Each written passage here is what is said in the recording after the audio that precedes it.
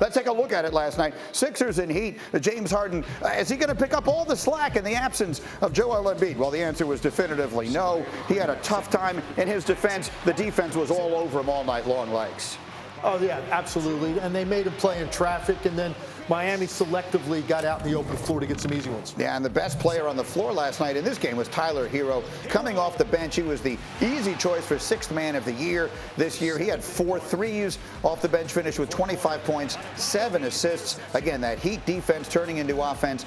Philly kept this game close. It was actually a 1-point game at halftime, but in the second half, it would be the Heat exploding, and they go on to win it 106-92. It was a fairly decisive win, but afterwards, I want you to hear what Paul Reed of the Sixers said. We'll call this I'm Sorry What. He played 13 minutes yesterday. He had this to say about the series moving forward. We can definitely beat this team. I think we go out there, we be more physical than them and play more aggressive and keep them on their heels. They're going to fold.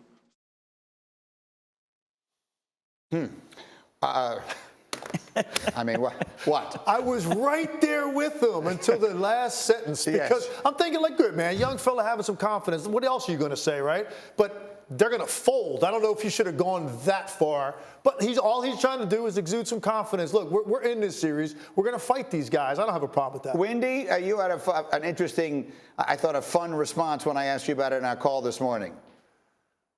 Yeah, that'll probably be the last time B-Ball Paul is on the podium, at least in this series. You can say a lot about the Heat, but I don't know if folding is one of them. Quickly, seriously, because you've been a coach for a really long time, when a player says something on the podium that you would prefer he didn't say, what do you say to him? You have to have a conversation with them for sure. What's that conversation like? It's, especially you got to know wwho you are. If you're a guy who can really go out and impact the game, if you're one of the superstars, you've got the freedom to say what you like, and I got your back. If you're in a limited position, you got to be real careful what you say. That's so true. As a role player, your mouth can't write checks other people have to cash. Right. At the end of the day, like I wasn't going to say when I was playing in Washington, man, Shaq can't play.